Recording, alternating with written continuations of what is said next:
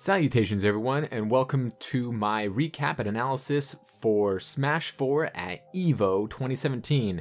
Sorry this took so long, but right after EVO I was out of town for a couple of weeks, so I'm back at it. So, anyway, EVO, what a show. We all thought we knew how it was going to go down, but Salem ended up on top, his first major win and the very first major victory for a Bayonetta. Everyone's been talking about Bayonetta, how broken and overpowered and crazy zero to death stuff that she can do, but she's never won a major. And she won her first one with Salem at the helm, taking out Xero in grand finals, 2 sets, 3-2, 3-2. He basically just borrowed the script from 2016's EVO Hungrybox, because when you think about it, and I didn't notice this was all Mewtwo King, their top 8s were pretty much identical. So Hungrybox lost 2-0 to Plup, Larry lost 2-0 to Larry Lur, then Hungrybox 2-0's S2J, Salem 2-0'd Ken, and then Hungrybox beats Mango 2-1 after losing game 1. Salem beats Tweak 2-1 after losing game 1. Then Hungrybox beat Plup, the person who sent him to losers, 3-1 after losing game 1. Salem beats Larry Lur 3-1, the person who sent him to losers and losing game 1.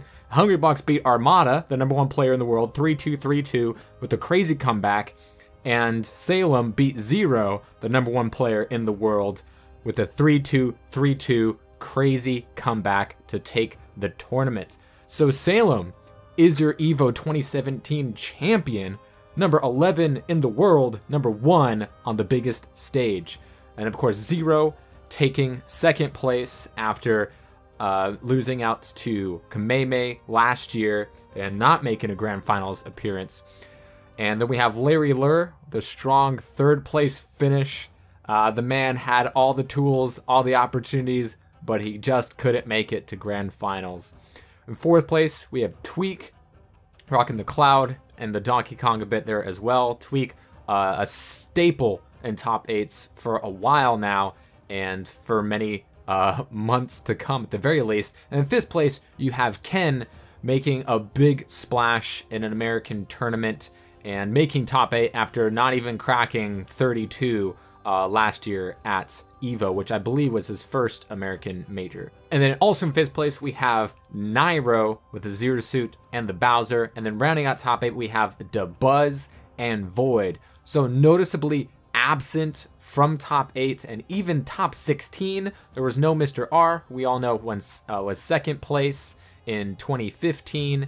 No Renai this time in top 16. No Captain Zack, no Sue, no Ally, no Fatality, no Kameme. So there was a lot of big players out there that didn't, I mean, ESAM again got 49th. There's, when EVO and a huge S tier tournament like this happens, you can expect a lot of upsets in pools and before top 32. But of course, you're always going to have a rock solid top 8, and it was a hell of a top 8. So let's look at the tale of the tape. First off, we have Xero versus Tweak, your #1 in the world. Xero making his way to winners by defeating Renai 2-1, his closest set against him since last year at EVO, funny enough, where Xero hadn't had that much trouble against him since, but fitting here and then defeating Ken 2-0. Tweak punching his way through winners by beating Wrath 2-1 and DeBuzz 2-1. Game 1 Battlefield, and we know Tweak has beaten Xero once before, but while Xero has lost to a couple of Clouds, Tweaks, Mewtwo Kings, Mr. R's, he's still one of the best against Cloud, where that ledge can be such a pit of despair for the soldier first class. And Xero was dominant with 2 stocks, taking out the Cloud with ease, and Tweak switches to DK like he did last time in the matchup, but Xero will never lose to a Donkey Kong. I'm just gonna say it. I don't agree with the switch. Tweak should have known better. Stick with what you know can beat Xero, and Xero's not going to lose to a Donkey Kong. He's the better Kong, he's Diddy. Tweak's mental game, known to not be the strongest, but Cloud is the character that will get Tweak that win. Maybe the Bowser Jr. if you're feeling crazy, but Tweak, stick with the cloud, man. That's what gets you victories. But Xero never let Tweak get to apply damage, let alone set up for a kill opportunity. Xero basically just cruising through as he did the last time these two met and makes his way to winners finals. And no ally or Kameme in his way this time. It's his to lose. Then on the other side of winners, we have a brand new matchup. Larry Lur and Salem going head to head for the first time. Could definitely go either way here. Larry making his way by beating Elegant 2-1 and Nairo 2-1, Salem beating Nakat and False 2-0. Starting off in Battlefield, Fox's favorite stage, but Bayonetta checked in on Facebook a few times here as well, so it's one of her big stages too. Larry starting off on the offensive, but Salem ready to take the percent lead for himself real quick. They exchange stocks. Tough matchup for Fox because while a Fox player doesn't mind being forced to go in, the hitboxes and follow-ups are very susceptible to being stuffed with witch twists and witch times, but Larry knows the timings and when he needs to go for aerials. Salem unfortunately SDs on the recovery and Larry takes game 1. Game 2 we run it back and it continues to be close. Salem again takes the first stock. This time instead of the forward throw he nairs the illusion and Larry answers immediately with the down throw back air and it's even. Larry did a great job at making Salem's shield not much of an issue by mixing in the short hops and grabbing his way to gaining stage control and catching those landings.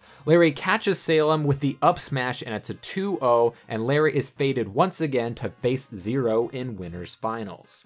On the loser side, we have Ken, who was sent to losers by Xero and eliminated JK for his top 8 placement, and Dabuz was sent to losers by Tweak and eliminated Lima 2-0 to find himself here. So it's Sonic versus Rosalina and Luma. Dabuz has been riding high this year, has the biggest tournament of all time under his belt with Civil War, and is coming off the double elimination of Xero at Arms Saga the week prior.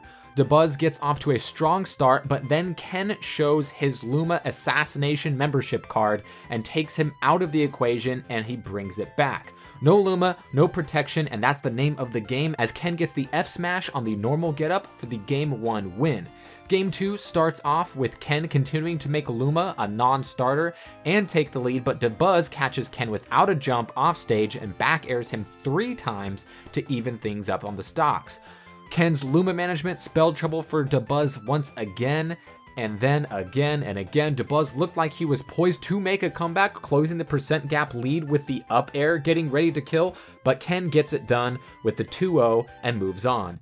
Next up on loser's side, we have Void and Nairo. Void coming all the way through loser's bracket after losing to Konga in pools.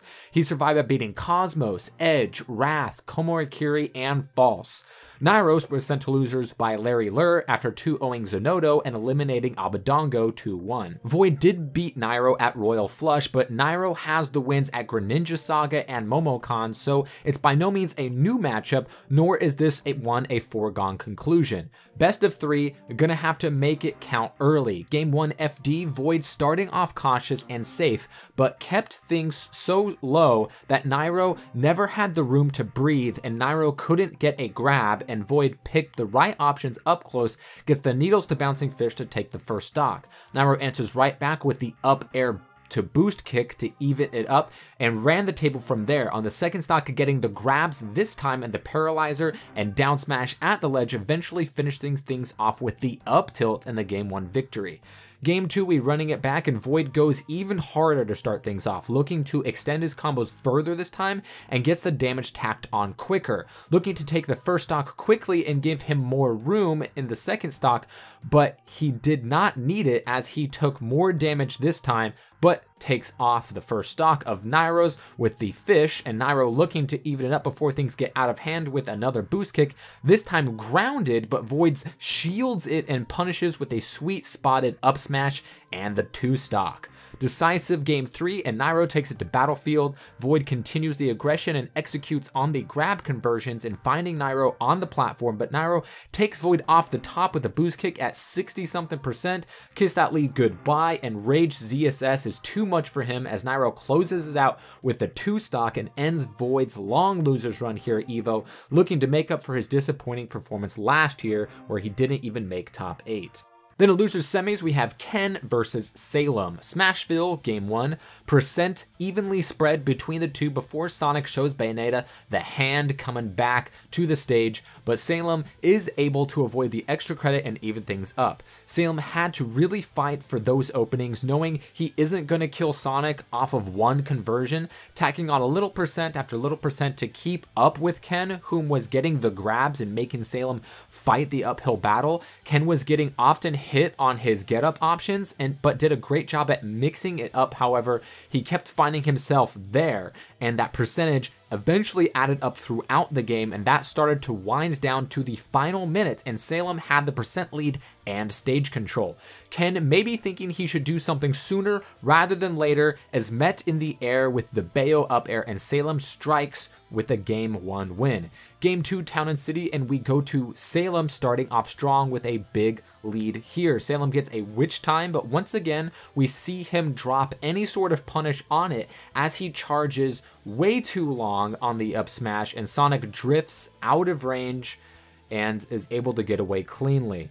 But Ken makes a mistake in the air, and Salem capitalizes this time. Ill-timed spring, and Salem holds a lead, doesn't let it go to waste. Ken looking to finally take the Bayonetta first stock at a very high percent, but the back air is witch-timed, and Salem not only doesn't drop this one, but he takes it like a champ with the witch twist, wait, and then the witch twist catching the momentum of the first one, sending him off the top, killing at a mere 53%.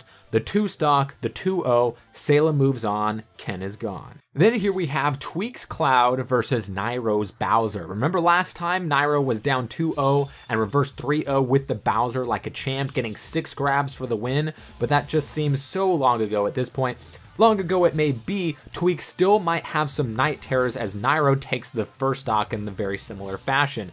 Nobody's going to punish Cloud as hard as the King Koopa, and while Tweek is after a while able to take Nairo's first stock, Nairo takes less than 10% before he throws Cloud to the skies where he belongs and back airs and up airs for the win. Catching Tweek grabbing the wrong way this time, and that was all Nairo needed. Game 2, running it back, and Tweek makes the adjustments, winning neutral as he is going to in the matchup, but keeping Bowser in the air, which is key. No landings, just damage here. If there's nothing to punish, then Cloud is going to win, and that's what Tweek did, making the quick adjustment and getting the 2 stock. Game 3, Bowser's gone, and Zero Suit Samus is back, and we're going to Dreamland.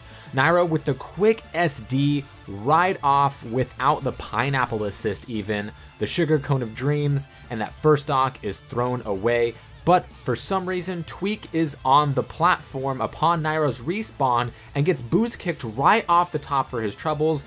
And if you thought that SD was the end of the set, you'd be wrong, as Nairo resets it to a best of 1 stock situation here. But Tweek really just now having the opportunity to fight the ZSS now. He has to make it count, and count he does, finishing him off with the dash attack to take a wild Game 3 and moving on.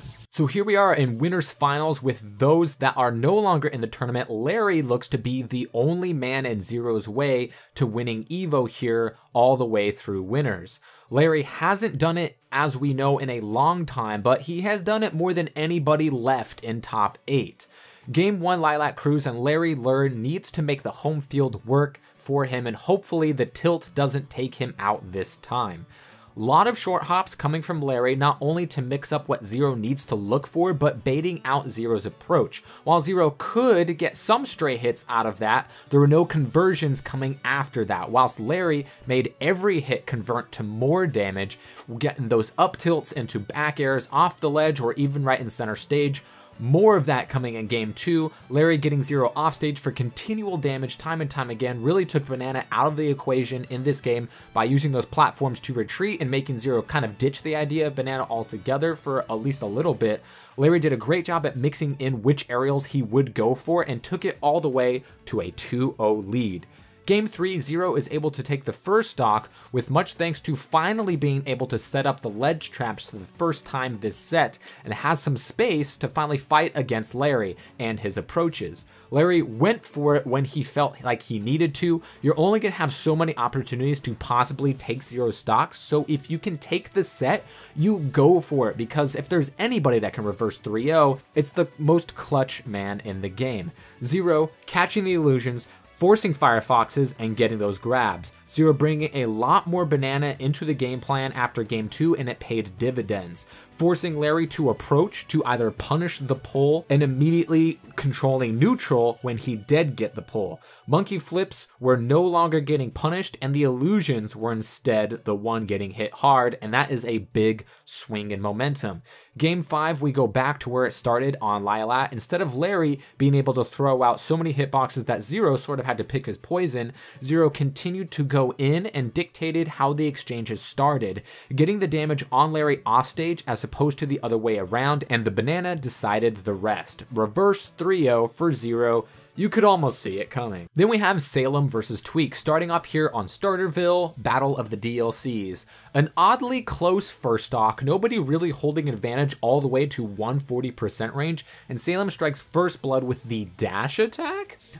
When do we see that killing? Cloud, sure, all the time. A little too often if you ask me, but Bayonetta getting it done with a dash attack this time. And speaking of Cloud's dash attack, Tweak comes back out of respawn and finishes off Salem stock.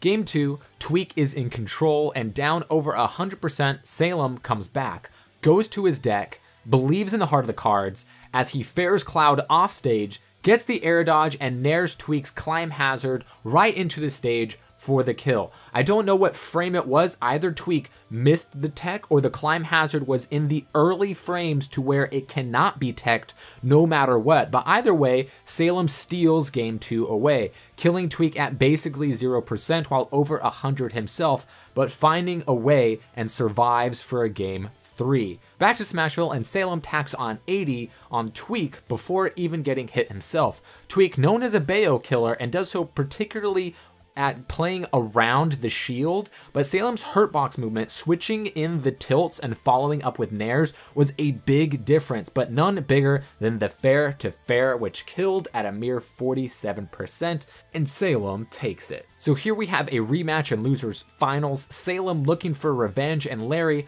looking for an opportunity for revenge against Xero after having that 2-0 lead. Larry had the 2-0 on winner's side, so we know what to expect here, and that's Larry dashing in and waiting for Salem to land and pick his opportunity for attack. Even more so here, Larry utilizing the dares, not just the short hop to up smash, but also the full hop to the up air follow up potentially. Up airs are going to be hard to come by in this matchup without platforms, so it's of course going to be the back airs at the ledge that he's going to be going for the kills. While Fox can't go after Bayonetta offstage, he still has the ledge traps on Bayo coming back. Jump to bait out the reaction, up tilt or back air, or even pivot grab if he holds shield. We get all the way down to game 3 and Larry is down big, and Larry gets the fair footstool combo, but unfortunately does it against the only character that can't be killed by the footstool with the best recovery in the game, and Salem stays alive and takes game 3. So here we are, grand finals of EVO, Xero on winner's side versus Salem on loser's side. Salem does have one win against Xero at Collision, but Xero every other time, including last at Nairo Saga, though a close one. Salem needs 6 games to take this, and Xero just 3 to take the biggest tournament of the year. The one that eluded him last year, but here we are, the top 2 in the tournament and the top 2 characters in the game, Diddy Kong and Bayonetta, starting off on Smashville, and we're off to the races. We see things go down to the final 2 minutes and only 3% separating the two. Salem and Xero, very patient players, not looking for the timeout is Salem, but definitely biding his time, and after narrowing all over the place for a little more than 5% over the span of 30 seconds, Salem gets the downward afterburner kick on the unshielded Xero and converts for the kill, and Salem takes game 1. Game 2, Salem takes advantage of the bad landing with the F smash and proceeds to lap Xero in percent. However, Xero does take control of the percent lead again, takes the stock, but is down at 98% upon Salem's respawn. What Salem does so well, more so than any other Bayonetta, is avoiding a punish after missing with the use of jumps, witch twists, and the dab kick. But with Rage, regardless of how anything is going, as long as Xero is alive, it's hard not to think that he has a huge chance to win, especially against a light character or one with exploitable recovery like Cloud. We've just seen it too many times to be surprised at this point, and it would be surprising if it didn't happen. And that's what he does near max Rage, taking the lightweight witch off the top. Game 3, Lilat, Xero barrels get stuffed twice by Salem's aerials, and the lead goes to the way of Salem. Xero chases down a slow retreating side B off the ground with an up smash, and we're even just like that. Salem takes control of the air while Xero tries to rely on the banana to find an opening, but not enough as Salem keeps on finding those Xero landings for more damage. Salem goes to the guns, the tilt of Lilat making Xero second guess where he is safe, because of the tilt of the stage, those guns will either, go above the platform or possibly make it unapproachable depending on how the tilt is, on what side of the stage Salem is at. Salem's damage keeps on keeping on, and he gets a forward throw for the kill. On to Town and City, and Xero gets a lot more grabs this time, back to back, and lots of monkey flips, which is pretty safe when grounded against Bayonetta, pretty much no matter what, not so much in the air as Salem continued to punish those kinds of approaches and sometimes retreats. Xero was, however, reading every roll and played him hard to get that game 5. Salem takes the first stock with the stage spike nair off of the bottom of the stage. Xero then pulls banana, feigns the throw at shielded Salem by throwing it on the ground, and then runs in with the up smash for the kill and its final stock here in game 5. Salem builds to a big 99% lead. As despite all of that, having seen what we've seen for years, it's hard to even say in this situation that it's not heavily in Xero's favor. It's unquestionably when fighting Xero that it's not over until the game announcer says the word game. But Salem, after fighting it off again and again, does not let Xero come back, the clutchest man in the world, and Salem gets the up air conversion off the jab, knowing fairly well that Xero's only route of escape from that is to jump. He reads it, gets the up air, takes game 5, and resets the bracket. Set 2, game 1 is a 2 stock for Xero, reading those rolls in again with an up smash. Vintage Xero domination as we usually see to start off many set 2s of the player that was just sent to losers, but this would not be a quick set by any means. Salem gets the lead in game 2 and doesn't fall for what Xero is trying to set up. So defensive and so safe when he has the lead, he can either bide his time for a huge conversion opening window to happen, or tack on little damage here, little damage there, before getting the back air or the up air that would clean things up. One of the most powerful things in Bayo's kit, the witch time, did not play a big factor in either set, not seeing many attempts at it. When Salem did get the witch time, it was really only for damage at very low percents. There was an attempt on timing the banana if Xero is close enough to it, as we saw many times in the first set where Salem was very close to beating Xero over a year ago. Game 3, the 2 witch times Salem did get, nothing for him, finding himself up on the wrong side on one and Xero falling out of the other. Xero gets the victory and needs one more for EVO number 2. Salem's key to victory was to intercept Xero in the air and getting the down tilts to pop Xero up, both of which set up for nairs to either get Xero off stage or fairs to get a kill combo going, as he did to win game 4 with the down tilt to fair to nair on the platform with a ton of rage, killing Xero early and getting a 2 stock all his own. Game 5, set 2, grand finals, EVO. What could be more hype? We anime up in here. Town and City, lowest ceiling in the game, and Xero takes the first stock on a seemingly guaranteed up throw to wait out air dodge to up air. Everybody does it, they all know it's coming, but they air dodge anyway, and Xero will always capitalize. Xero looking to take the second stock with a ton of rage, but Salem gets the clutch down throw for the kill. Salem at 101%, Xero at 0. There's one thing that we had not seen from Salem and all of top 8, and that's those patented 0 to deaths that put Bayonetta on the map when she first came out. The thing that many people note for why Bayo may be the best in the game. Xero kept approaching over and over again the banana toss, then the back air on the shield, then 2 monkey flips, then a 3rd monkey flip from the ledge that Salem once again catches with the up air to upward side B to witch twist to win EVO on an insane comeback. 0 to death at 47% off the top. Seeing it was like, I still can't believe that that happened in the fashion that it did. You hadn't seen it all tournament, no 0 to deaths. Here's when he needs it the most. He's down 101% to nothing, and he gets a 0 to death, number 11 in the world, beating the number 1 in the world in 10 games on the biggest stage. We've known for years now that Salem is amazing. We've been freaking Xero and Mewtwo King have been telling us for a long time that Salem is like possibly top 3 in the game and that he's so good. It's only a matter of time. We've known for years now that Bayonetta is amazing, and it was only a matter of time. It's Salem's first major win, Bayonetta's first major win, and it's at EVO. Smash's anime. Xero is the main character, but the main character doesn't always win, and the comebacks are real. Salem, your EVO champion.